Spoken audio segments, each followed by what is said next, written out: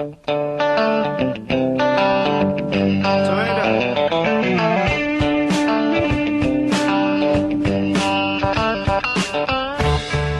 back to The Price of Business. I'm your host, Kevin Price, talking to you about you and your business. Got Todd Randolph on. Todd is a regular contributor here on The Price of Business with a company called USI.biz. Brings a lot of great profile interviews for us to do with CEOs and business leaders, and today is no exception. Todd, first of all, tell us about USI.biz and then introduce your guest for us today. Good morning, Kevin, and thank you for the opportunity to be on the air again.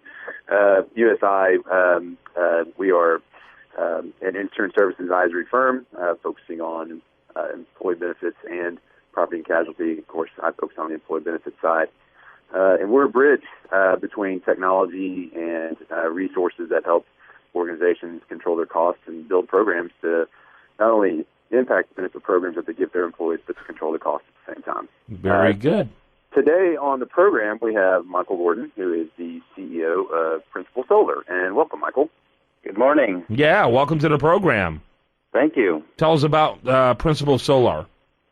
Well, Principal Solar is a Texas-based solar company. Almost seems like a contradiction, right? But there is real capitalism in solar these days. As the cost of solar gets cheaper and cheaper, it's getting close to the cost of natural gas. Yep, very interesting. Go ahead, Todd. I'm always interested in learning more about the energy sector and solar energy. And when you say it's coming down to the price of natural gas, what's that mean for people today, and whether they at a business or their personal homes and putting solar energy in? Well, I think it's not really close for rooftop solar yet. What we're thinking about is populating some of the desert in West Texas with solar panels and putting electricity into the primary grid. To put it on the rooftop, there are opportunities, of course, but at this point in time, the utility-scale solar is what's much more interesting. Yeah, you know what's interesting about that, because the criticism, if you will, for alternative energies like you're talking about is the hit and miss nature of it. The way the sun is flaky, the way the wind is flaky. We've seen that with a lot of the windmill problems, even out there in West Texas. But your idea makes so much sense because who cares? It's not like it's going to be the only source of electricity, but it can be a powerful supplement to the electricity that a plant provides. I think that makes perfect sense. Well, of course, and if you think about it, and by the way, the sun is not flaky, right? It's the weather that we have to worry about when do the clouds come in, right? But in West Texas, think about this. In the summertime, there's almost never a cloud in the sky.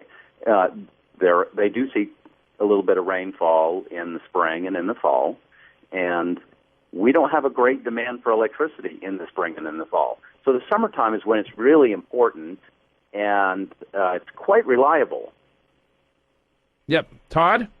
Yeah, I think you raised a good point. And I'm at that time of year where it's time for me to renew my annual contract with my provider.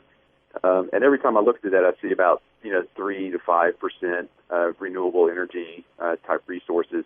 Where do you expect solar energy to take that in the future?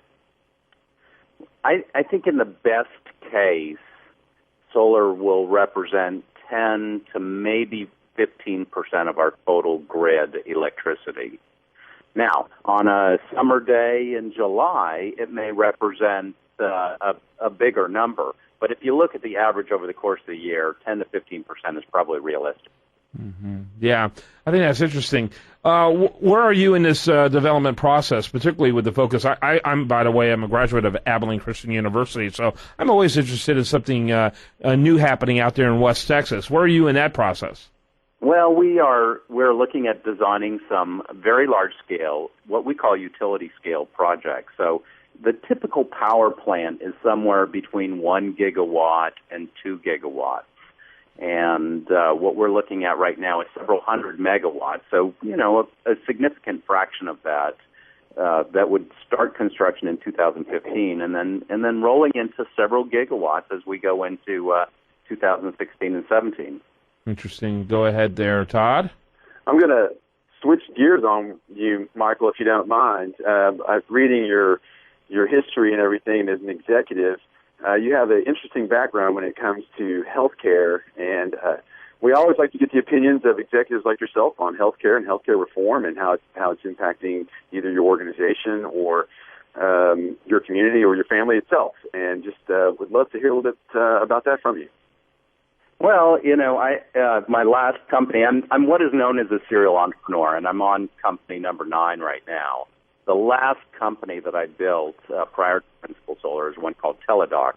And Teladoc not only changed an industry, but really created a new industry in healthcare. It is the largest telemedicine company in the world, and that's on the background. So, what do I think? I think that capitalism is almost always the best solution. What does our government do well? Not much. Not much. We can fire the capitalists by not buying their products tomorrow, but politicians take a little bit longer. And so, my preference would be to always find creative capitalists that can fix problems, particularly in healthcare. Yep, good stuff. Todd Randolph, he's with USI.biz. And Michael Gorton, he is our guest today. He's CEO of Principal Solar.